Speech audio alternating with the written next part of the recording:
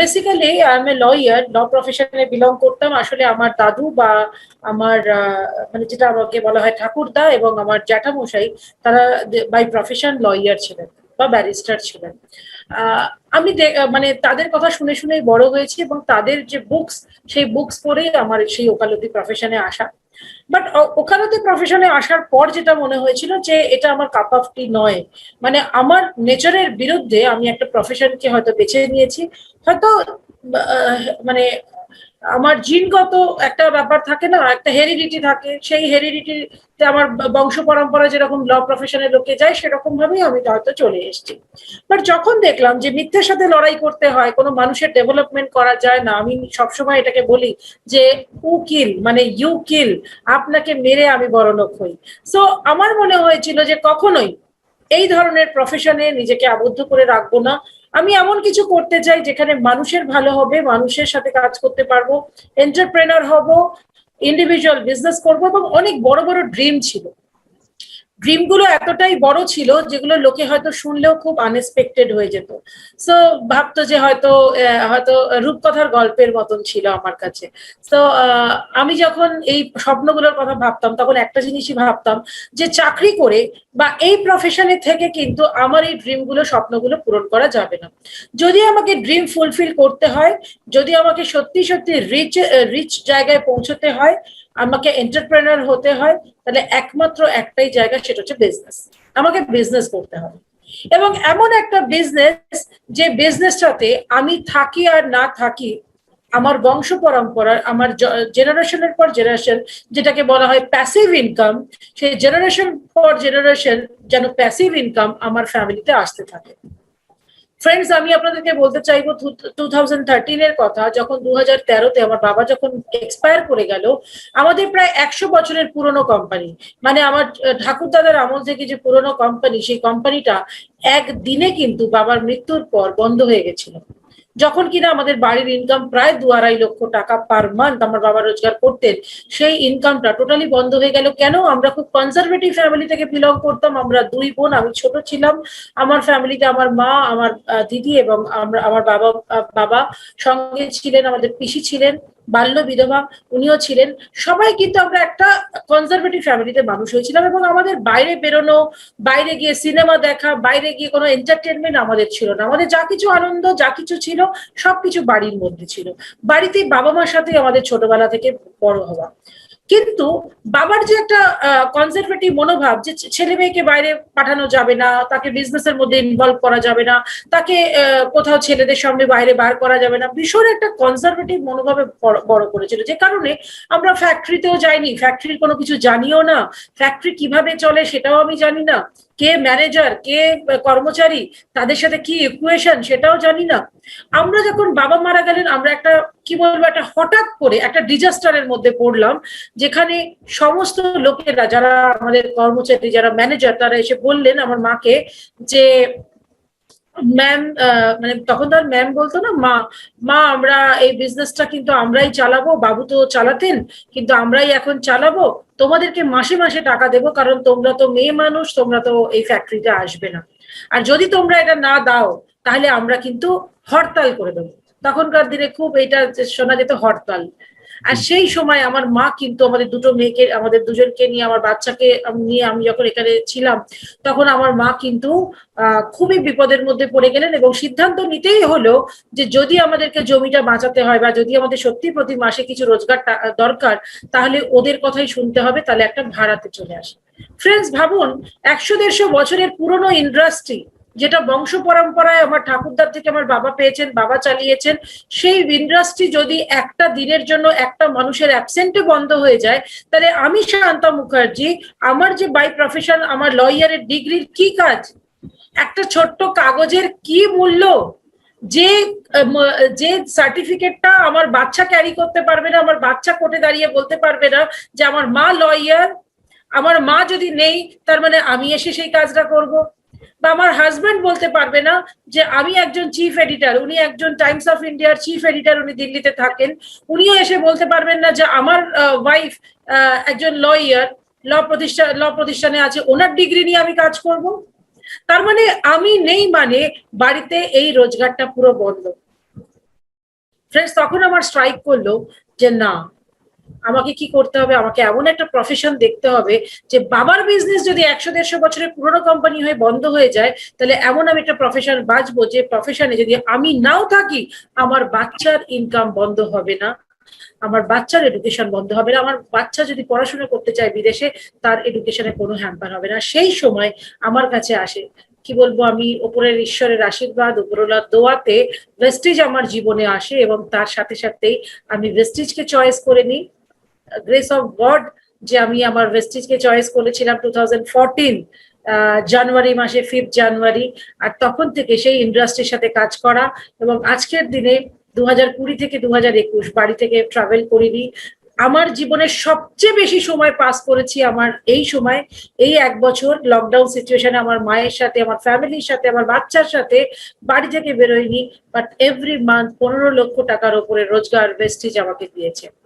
So friends, এই কারণেই choice করেছিলাম যে যদি কোনো ডিজাস্টার হয়, যদি আমি না থাকি, যদি আমি প্রয়োজন, আমার যদি কোনো কিছু হয়ে যায়, আমার শারীরিক কোনো প্রবলেম হলো, আমি একদম হ্যান্ডিক্যাপ্ট হয়ে গেলাম, বাড়িতে বেড রিডেন হয়ে গেলাম, তাহলে কি হবে?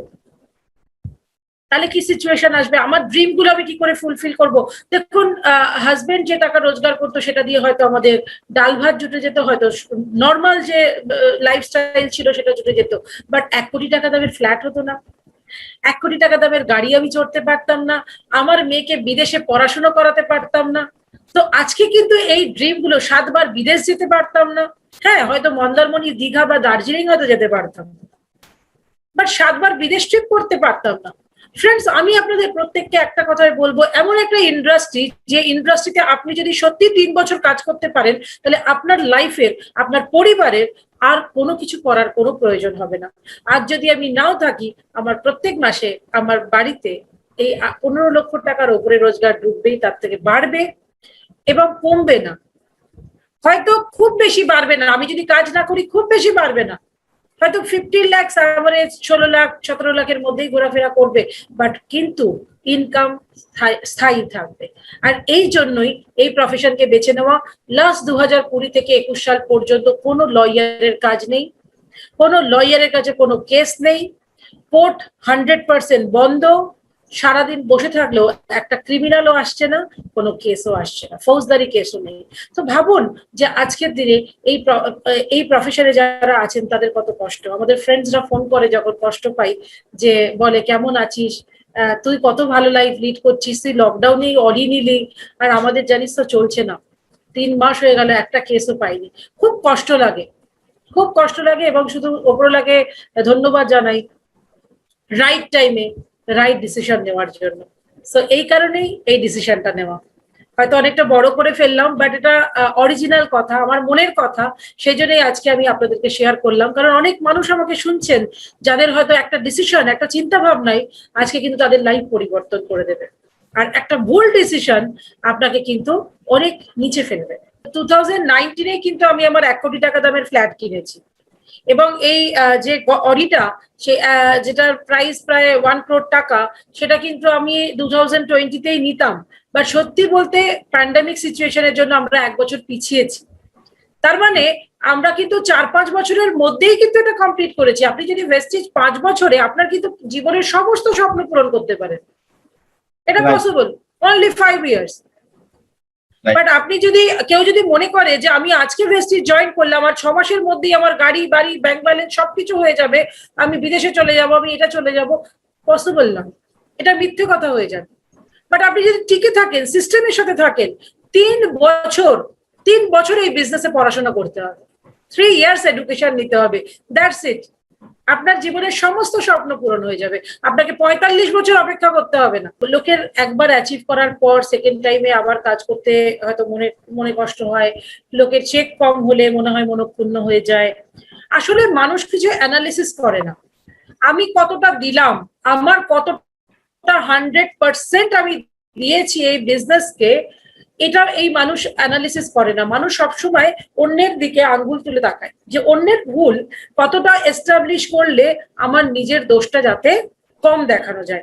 বাট ফ্রেন্ডস, আমরা তো সবাই জানি যে যদি আমি অন্যের দিকে তাকাচ্ছি, অন্যের দিকে আঙ্গুল তুলছি, তাহলে একটা আঙ্গুল আমার কাছে দিকে, আমার দিকে কিন্তু চলে আসছে। আসলে কি আমরা 100% এই বিজনেসটাকে দিয়েছি? আমরা কি 24টা ঘন্টার মধ্যে 8 ঘন্টা ঘুমানোর পর বাদবাকি যে রেস্ট টাইম আমরা পাই, সেই টাইমের মধ্যে ঘুমিয়ে, চান করে, খাবার খেয়ে, লোকের বাড়িতে গিয়ে কিছু পিএনপিসি করে, ফেসবুক করে, হোয়াটসঅ্যাপ করে কতটুকুনি টাইম বাঁচে ওয়েস্টেজ করার জন্য? এটা কি আমরা কোনোদিন অ্যানালিসিস করেছি? আমরা স্ক্রলিং করে যাচ্ছি, অন্যের পোস্ট দেখে যাচ্ছি, অন্যের অ্যাচিভমেন্ট দেখে যাচ্ছি। বাট তখন যদি আমি 10টা ডাউনলাইনকে ফোন করি, আমি যদি 10টা লোককে যদি আমি মিটিং করে একটা হোম মিটিং করি ডিজিটালি, তাহলে সেটা অনেক বেশি কাজের হয়। আমরা হিসেব করছিলাম কিছুদিন আগে, একটা ট্রেনিং এ আমি হিসেব করে দেখাচ্ছিলাম প্রত্যেককে যে আমরা সারাদিনে মাত্র 3 থেকে 4 ঘন্টা সময় পাই, যেটা আমরা শুধুমাত্র আমরা কাজের জন্য। বাদ বাকি কাপড় কাচতে, জামা কাপড় কাচতে, রান্না করতে, খাবার খেতে, বাথরুমে যেতে, সারাদিন হোয়াটসঅ্যাপ, তারপরে খবরের কাগজ পড়া, চান, খাওয়া দাওয়া, ব্রেকফাস্ট, লাঞ্চ, ডিনার, লোকের সাথে গল্প করা, ফোনে কথা বলা, এই সমস্ত করার পর 24 ঘন্টার মধ্যে মাত্র 4 ঘন্টা থাকে আপনার কাজের জন্য। এবার ভাবুন এই 4 ঘন্টার মধ্যে আমি ভেস্টিজকে কতটুকুনি টাইম দিয়েছি, কতজনকে প্ল্যান শেয়ার করেছি, আমি কি ডেইলি বেসিসে এটাকে কি অফিসের ওয়ার্কের মতন করে ধরছি? যেহেতু আমার এই বিজনেসে বস নেই, যেহেতু আমার এই বিজনেসে সেরকম কোনো ইনভেস্টমেন্ট নেই, সেই কারণের জন্যই আমি সিরিয়াস নিচ্ছি না এই বিজনেসটাকে। আমি মেনে নিতেই পারছি না, বা আমি ভাবতেই পারছি না যে আমি এই বিজনেস থেকে মিলেনিয়ার কেন বিলেনিয়ার হতে পারি।